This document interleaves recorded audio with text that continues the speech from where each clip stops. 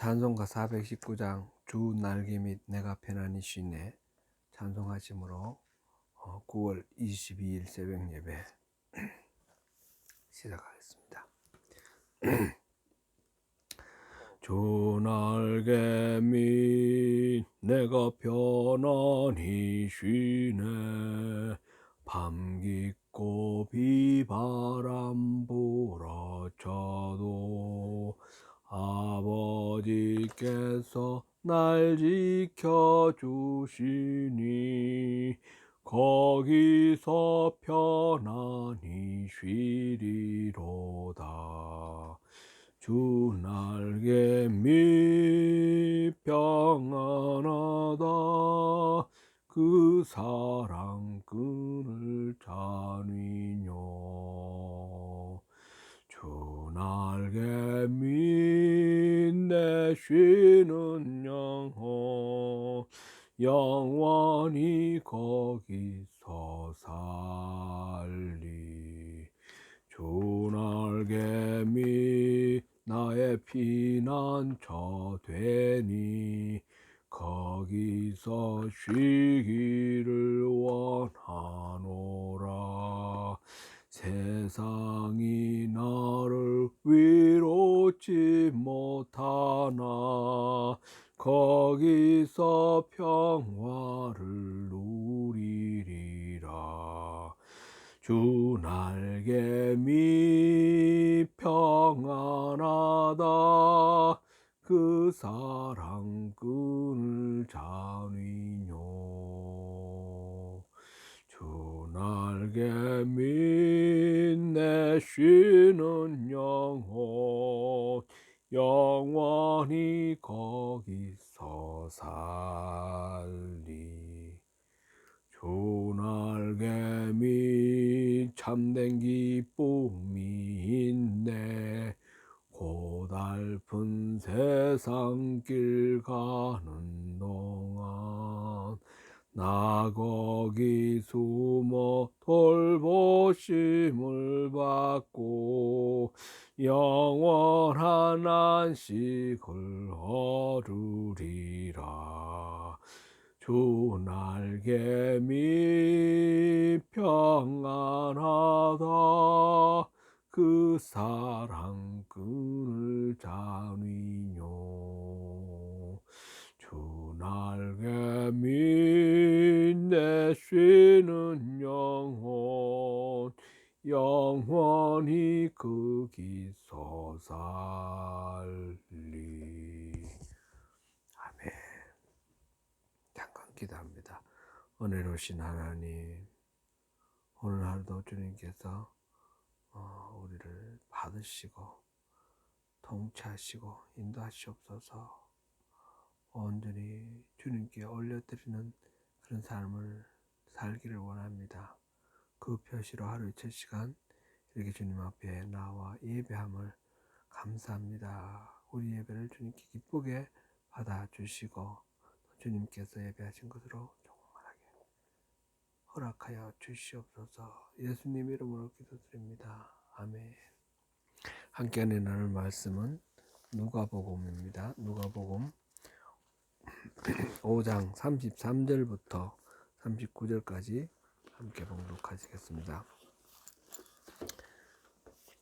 그들이 예수께 말하되 요한의 제자는 자주 금식하며 기도하고 바리새인의 제자들도 또한 그리하되 당신의 제자들은 먹고 마시나이다.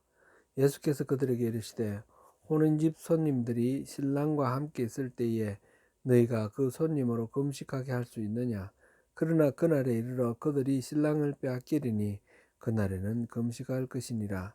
또 비유하여 이르시되 새 옷에서 한 조각을 찢어 낡은 옷에 붙이는 자가 없나니 만일 그렇게 하면 새 옷을 찢을 뿐이요 또 새 옷에서 찢은 조각이 낡은 것에 어울리지 아니하리라. 새 포도주를 낡은 가죽 부대에 넣는 자가 없나니 만일 그렇게 하면 새 포도주가 부대를 터뜨려 포도주가 쏟아지고 부대도 못 쓰게 되리라. 새 포도주는 새 부대에 넣어야 할 것이니라. 묵은 포도주를 마시고 새 것을 원하는 자가 없나니 이는 묵은 것이 좋다 함이니라. 아멘.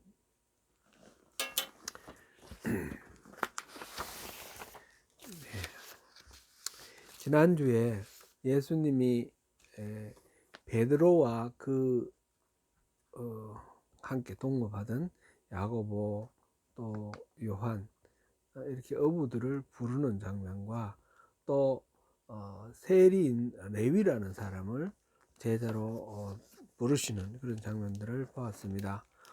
5장 전반부에는 베드로와 야고보 요한 이렇게 고기잡이 하던 어부들이 부르심을 받는 과정이 나오죠. 베드로가 예수님의 제자가 된 뒤에는 두 가지 치유 사건이 나옵니다. 하나는 나병 환자, 한센시병 환자, 또 하나는 중풍병자, 중풍병에 걸린 사람을 치유하는 그런 기록입니다. 5장 하반부에는 레위를 하는 제자, 곧 마태죠. 마태를 부르셔서 제자를 삼으시는 그런 과정이 나오는데, 여기에는 앞에 베드로를 제자 삼으실 때처럼 치유는 아니고 여기는 두 가지 논쟁이 나옵니다. 하나는 30절에서 32절까지 죄인과 의인에 관한 논쟁이고, 두 번째는 33절부터 39절까지 금식 논쟁이 나옵니다.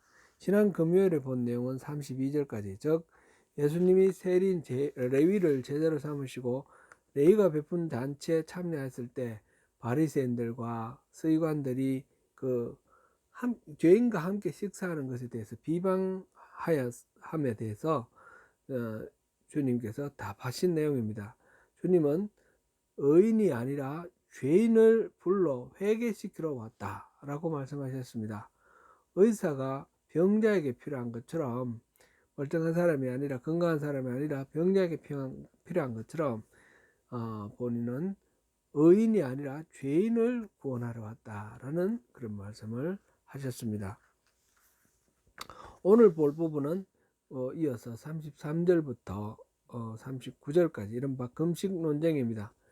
이제 예수님께서 죄인을 불러 회개시키러 왔다 말씀하시니까 이 서기관들과 제사장, 서기관들과 율법 학자들이 거기서 멈추지 아니하고 계속해서 시비를 걸죠. 시비를 겁니다. 그것이 이제 33절입니다.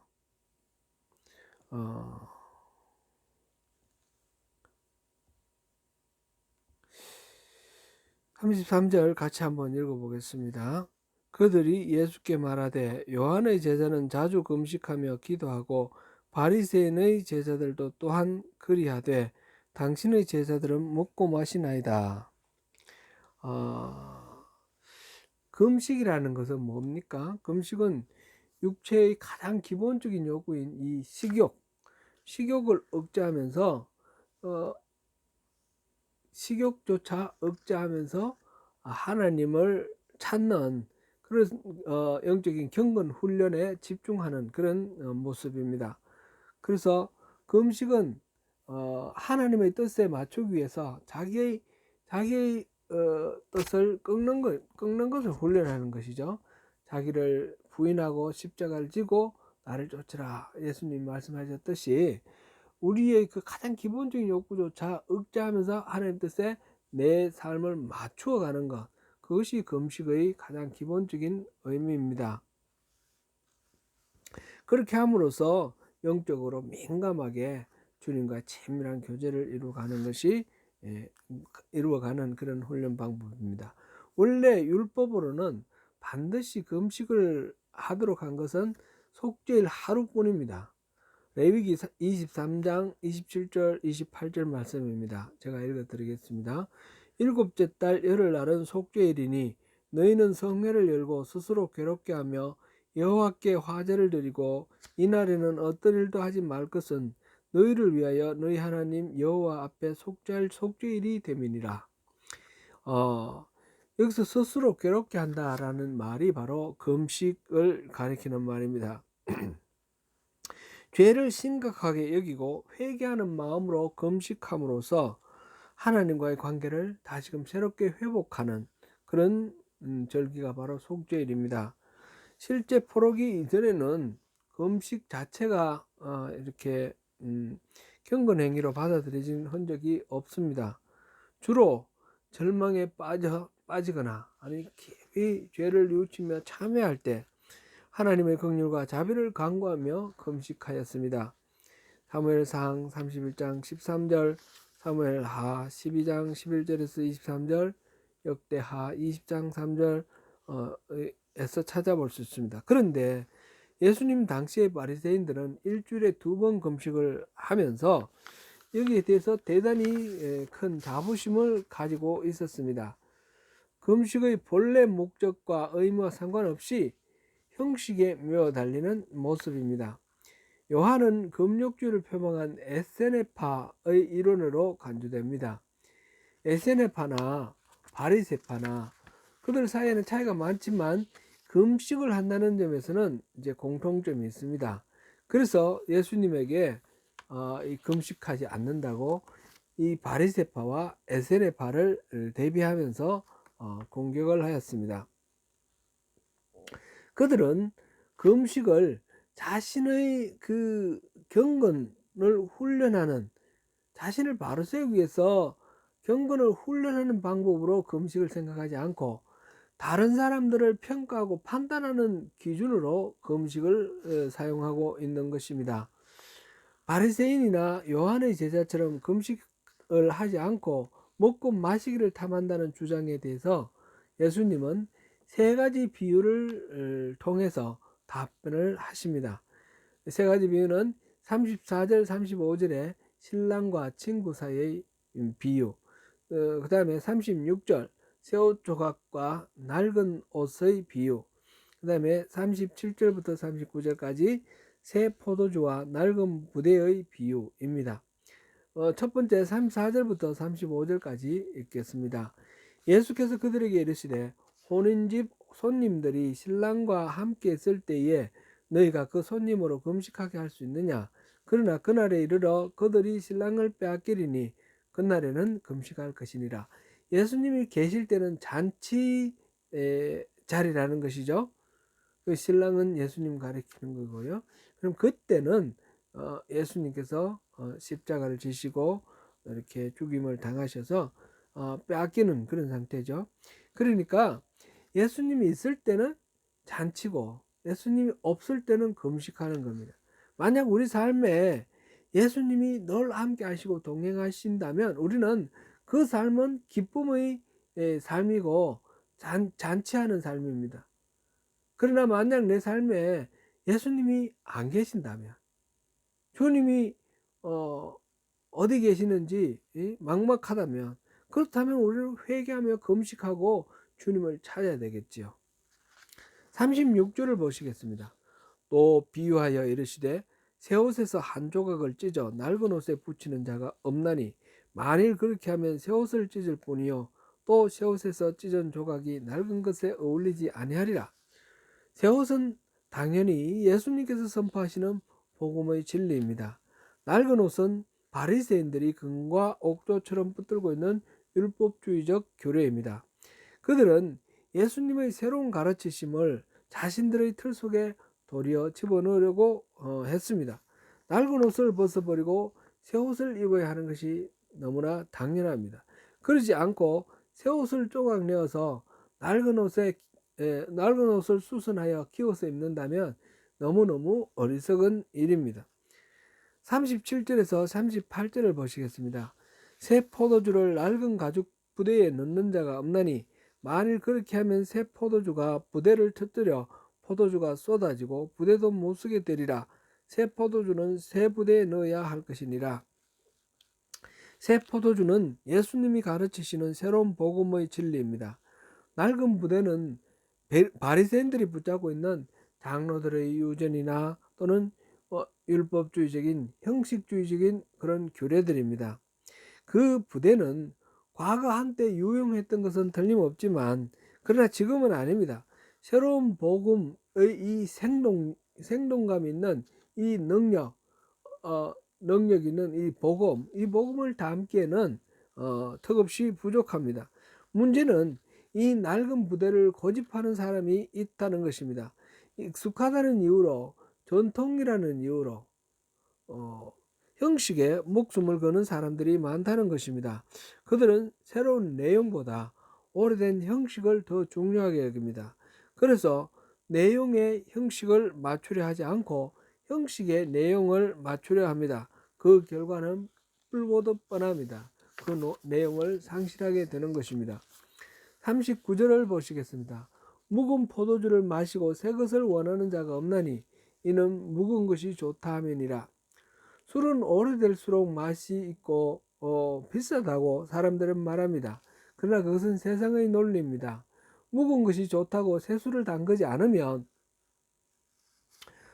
어떻게 됩니까? 그 묵은 술은 갈수록 줄어들고 없어지죠. 귀하죠. 그럼 돈 많고 권력 있는 사람은 그것을 계속 누릴 수 있을지 모르겠습니다. 그러나 모든 사람이 다 누릴 수는 없습니다. 그러므로 새술은 끊임없이 담아야 되지 않습니까? 하나님 나라는 일부 특권층의 소수 사람들에게만 허락되는 것이 아닙니다. 모든 민족, 모든 사람들이 갈 수 있는 곳입니다. 예수님이 선포하시는 복음은 바로 이것입니다. 이 복음이 새 포도주입니다. 새 포도주는 새 부대, 가죽 부대가 필요합니다. 새로운 틀과 형식이 필요한 것입니다. 특별히 코로나 시대를 겪으며 이전에는 경험하지 못했던 세상을 살게 되었습니다. 신앙생활도 그렇습니다. 이제 포스트 코로나 시대에 걸맞는 신앙생활의 틀도 새롭게 발견하고 짜야 할 것입니다. 대면 예배 그 형식을 무조건 고집할 것이 아니라 참으로 신령과 진정으로 예배하는 그 내용, 하나님과의 친밀한 교제 그 자체를 우리가 중요하게 생각해야 할 것입니다. 사랑하는 성도 여러분, 금식을 하느냐 하지 않느냐는 얼마나 간절한 마음으로 하나님을 찾느냐의 문제입니다. 겉으로 드러나는 신앙의 형식으로 의를 드러내기 위한 수단으로 금식한다면 그 금식은 아무런 의미가 없습니다. 특별히 다른 사람을 평가하고 정죄하기 위해서 그 어떤 신앙 행위를 한다라 그러면 그것은 하나님을 오히려 마음 아프게 해드리고 하나님으로부터 멀어지는 그런 헛된 신앙이 됩니다. 주님이 신랑으로 오셔서 함께 잔치자리에 임하시는 은혜를 사모하시기 바랍니다. 주님의 그 은혜 늘 나와 동행하시고 나의 삶 속에 임재하시는 그런 은혜가 있다면 그것은 잔치의 자리입니다.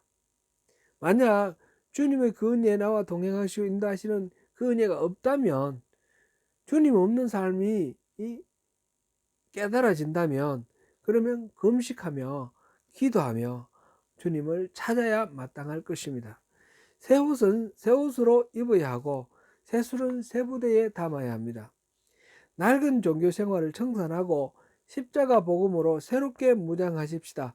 하나님을 알고 하나님을 사랑하는 것이 신앙의 본질입니다. 새로운 깨달음으로 하나님과 친밀한 교제를 이루시고 하나님의 뜻을 분별하여 삶으로서 하나님의 나라 회복의 사역에 동참하는 하나님의 동력자가 되는 저와 여러분이 되십시다. 오늘도 주님의 은혜 안에 그 은혜 안에서 승리하시는 저와 여러분이 되시기를 축원합니다. 기도하겠습니다. 은혜로우신